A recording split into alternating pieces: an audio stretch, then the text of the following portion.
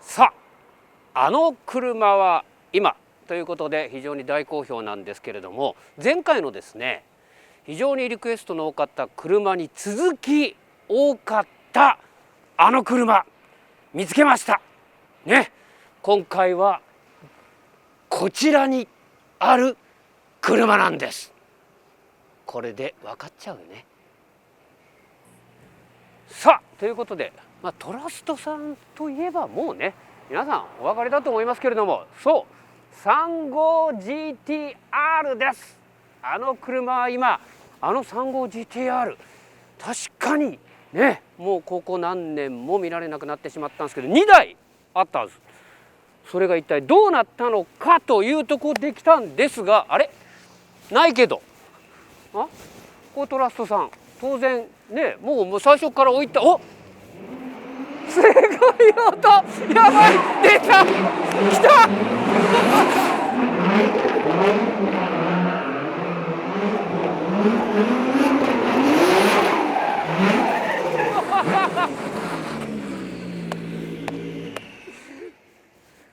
今までにない登場でございます。はい、というところでトラストさんの 35GTR ありました。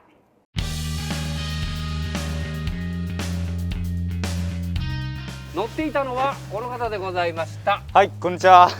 新川真也選手もやってないね。選手もやってないですね、全然。本当だよね。はい。もともとはですね、もう学取り含めですね、それからライツも出たよね。ライツも出ました。はい。いうところで知ってる方はいると思いますけれども、ドリフターなんですが、トラストさんに就職し、ここの社員というところでね。はい、今ではね、後でちょっといろいろ説明もありますけども、e スポーツの方、はい、ね、こちらの方でこのカラーリングの車を走らせているというところで、新川選手に今派手な登場してもらいました。ありがとうございます。でもね、この車、あの車を今を語るときに、新川選手に、新川さんに話聞いてもしょうがないんです。はい、そうですね。あんま知らないでしょ。はい、全然知らないです。ということで、久々にですね、トラストの監督、そうですね。トラストレースの監督、あの方を引っ張り出したい。はい。元気で働いてます？いる？元気に働いてるはずです。あの車今のと同時に、あの人は今になってんですよ。はい。僕は5年間ね濃いシリーズの中でのあの人の苦悩ぶり十分知ってるんですけども、それ以外一切もう見かけなくなっちゃって、どこにもいないんじゃないかっていう話になったんで、あの方お呼びしてください。呼んできてください。監督お願いします。ということでご無沙汰です。どうも。本日はお日柄もよく。お元気ですか？お元気です。はい。いやなんか久々のような気がするんですけども、トラストのですね、このもうだいぶ変わっちゃってますけどカラーリングも。そうですね。このドリフトのマシン、川端選手が乗っていた車なんですけども、これの車が一体どうしちゃったんだろうということで、あの車は今の中でもリクエストナンバー2ぐらい相当リクエスト多かったんで、やってまいりまして。そしたらやっぱりもちろん1台はあってというところで、これはまず聞きます。これ2号機、要するに2017年にデビューした2号機の方ですよね。ですよね。で、ちょっと話を戻します。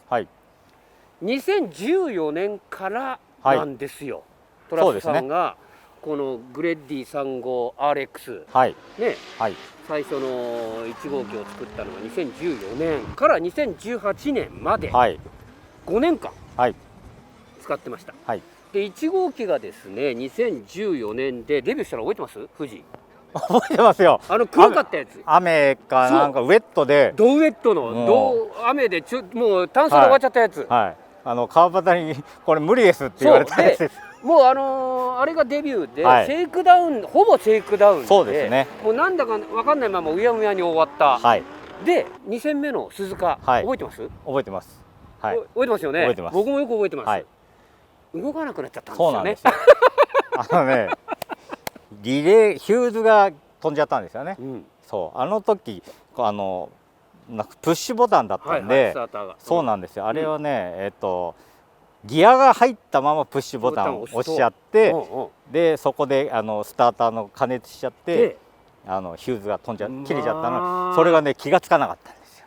やっぱりあの頃まだそんなねプッシュボタンの競技者なんかないですからね。で VR ももちろんないし、であれノーマルまだコンピューターも一応モーテックなんですけど、配線とかはノーマルを生かしたカプラーオンのコンピューターを使ってたんですよ。だからいろいろ生きちゃってたんですよ。1号機まだ最初はわからないことだらけがどんどん出てというところで、そのデビューイヤーとしては最後になんとか出来上がったお台場かなぐらいで出来上がったところで、2015年一気にこの1号機はいい状態になって、チャンピオンを1号機が取れたというところになりました。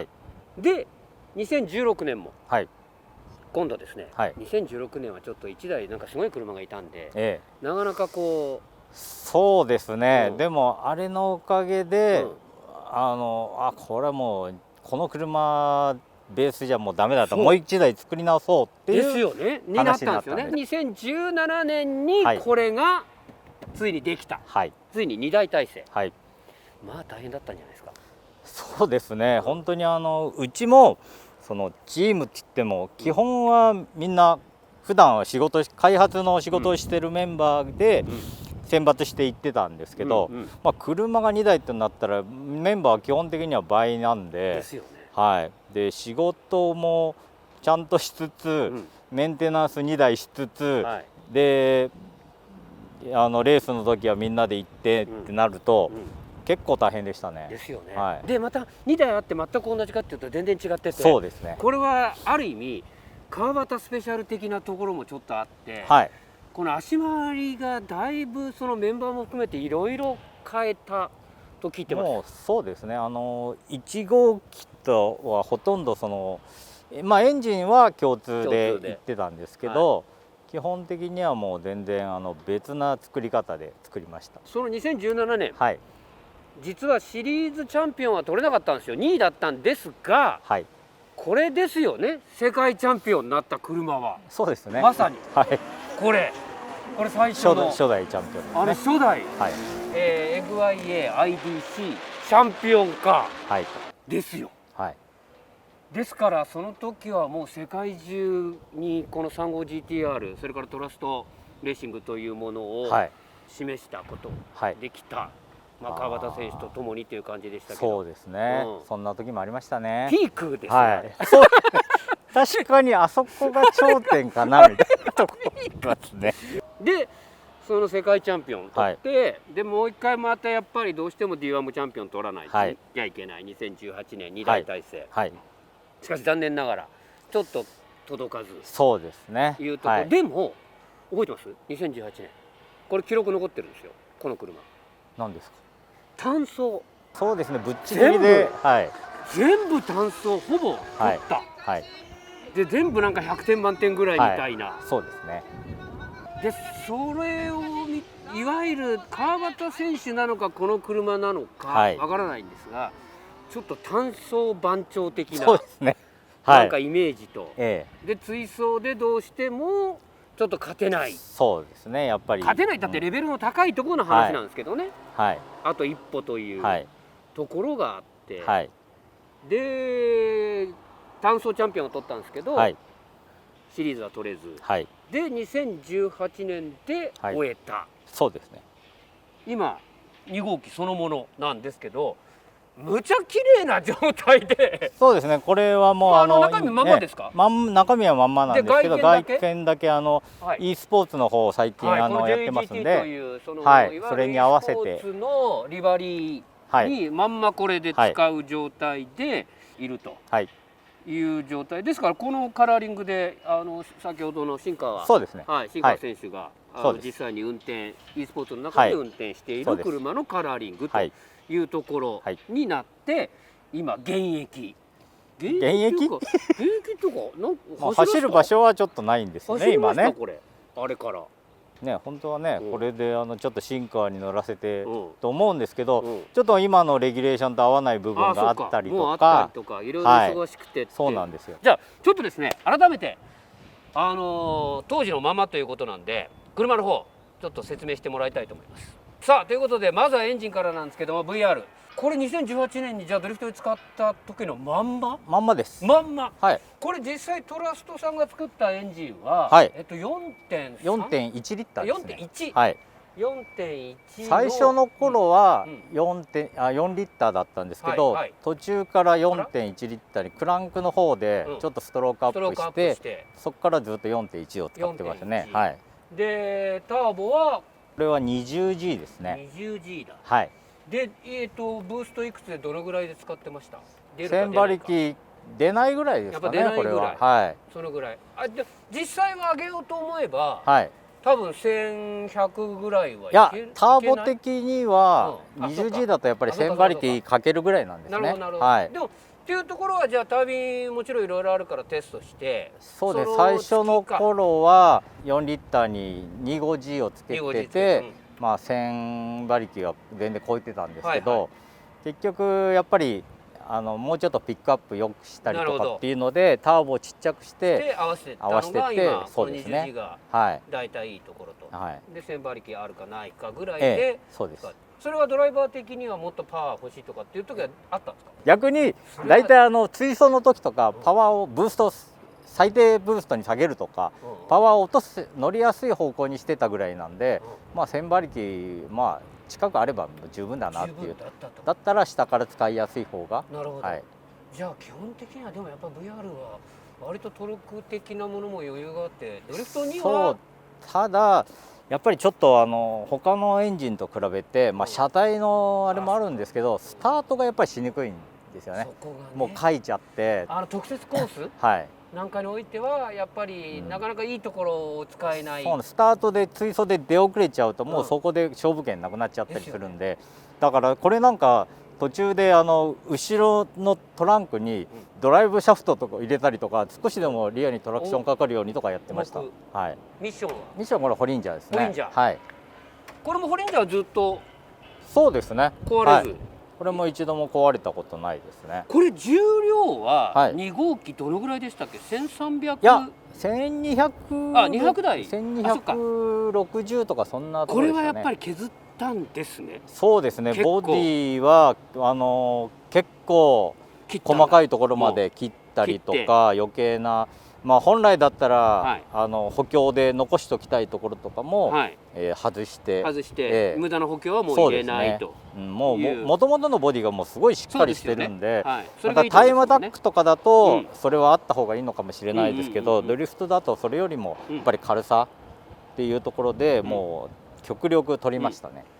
で1200台1260台っていうのは1号機がやっぱ1380とかそんなんでしたね。はい。だからその部分からするとやっぱこの2号機っていうのは進化しただいぶそこは、はい、バージョンであり、で基本はエアロもそのままこれオリジナル。そうです。